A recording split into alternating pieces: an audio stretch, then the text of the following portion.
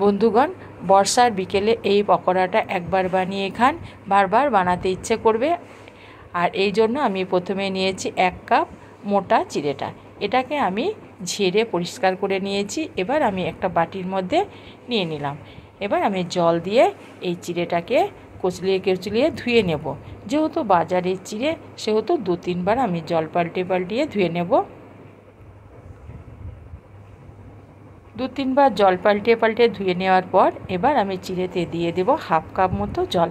হ্যাঁ বন্ধুরা, এখানে আমি দিয়ে দিয়েছি চিড়েটাকে মোটামুটি ভিজিয়ে নিয়েছি। এটাকে আমি 10 মিনিট সাইডে রেখে দেব। তারপর আমি নিয়েছি একটা মিডিয়াম সাইজের আলুটাকে এইভাবে টুকরো করে কেটে নিয়েছি। এবার আমি 10 মিনিট পর ফিরে এলাম। দেখুন বন্ধুরা, যেহেতু মোটা চিড়ে, এটা আমার নরম হয়ে গেছে। এবার আমি যে জলটা দিয়েছিলাম, জল সমেত চিড়েটাকে একটা মিক্সিং জারের মধ্যে নিয়ে নিলাম। এবার আমি এখানে দিয়ে দেব যে আলুটাকে আমি টুকরো করে রেখেছি, সেটাকে দিয়ে দিলাম। এবার আমি ঢাকা দিয়ে আমি এটাকে পেস্ট বানিয়ে নেব। একটা মসৃণ আমি একটা পেস্ট বানিয়ে নিলাম।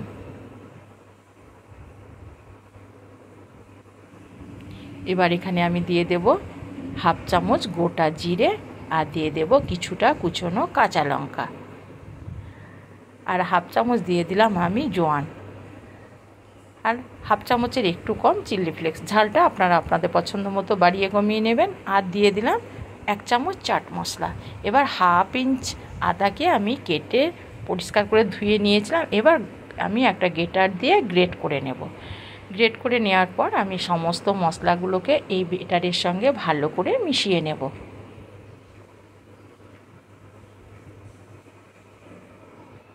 এবার আমি এখানে দিয়ে দেব চালের গুঁড়ো।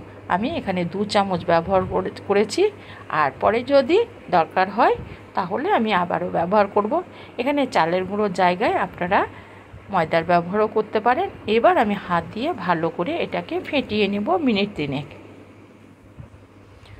আবারও আমি একটু 1/2 চামচ মতো দিয়ে দিলাম চালের গুঁড়ো, আর দিয়ে দিলাম স্বাদ মতো লবণ। এটাকে দেওয়ার পর আমি হাত দিয়ে ভালো করে ফাটিয়ে নেব।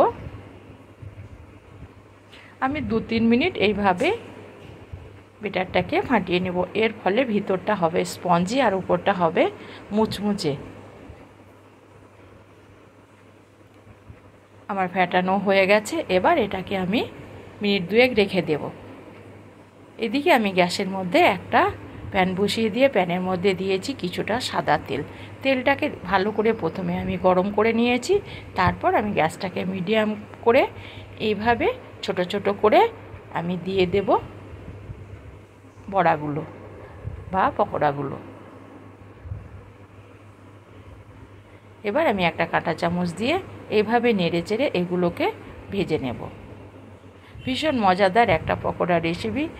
এই বৃষ্টির দিনে ভীষণ ভালো লাগে, সবাই কিন্তু পছন্দ করে চায়ের সঙ্গে খেতে বন্ধুরা।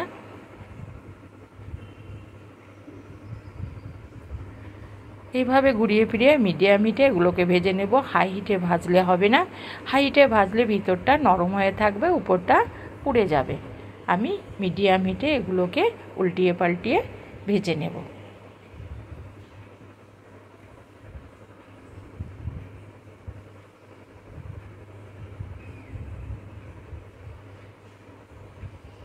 এগুলো আমার কালার এসে গেছে।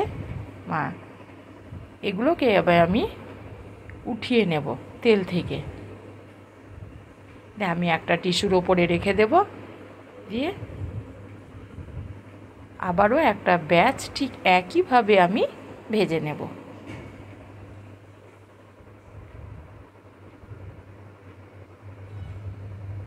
এভাবে এক এক করে আমি দিয়ে দেব। হ্যাঁ বন্ধুরা, যদি আমার ভিডিওটা ভালো লেগে থাকে তবে অবশ্যই একটা লাইক করবেন আর সাবস্ক্রাইব করে আমার চ্যানেলটির পাশে থাকবেন।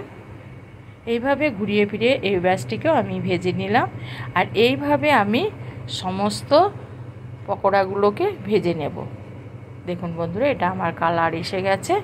এবার এগুলোকেও আমি তেল থেকে উঠিয়ে নেব, দিয়ে টিস্যুর উপরে রেখে দেব। তাহলে আমার তেলটা অনেকটাই টেনে নেবে। এবার আমি একটা প্লেটের মধ্যে ঢেলে নিলাম, নিয়ে আমি গরম গরম পরিবেশন করব। পুরো ভিডিওটা দেখার জন্য আপনাদের ধন্যবাদ।